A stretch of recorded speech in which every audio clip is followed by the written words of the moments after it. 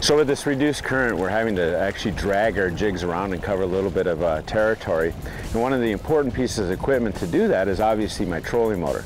You know, it's nice and quiet, we aren't in that deep of water. But more importantly, what I look for on that trolling motor is a feature.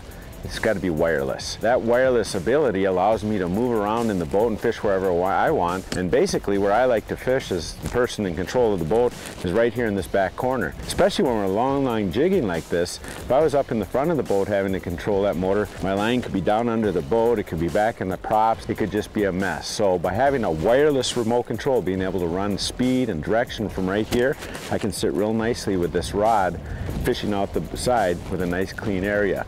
But the boat control is actually a little bit more intricate when it comes to this dragging jigs than just going up the river.